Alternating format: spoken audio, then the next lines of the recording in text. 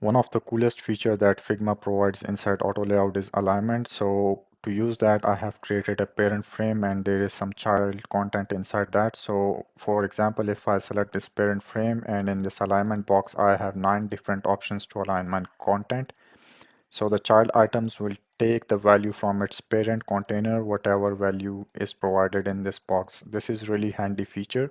Another functionality provided for alignment is space mode. So for example, if I change the width from fixed to fill container and then I select the child frame inside child items and click these three dots, so you can see that I can change the mode from packed to space. So it will give the space and it will remain same all the time.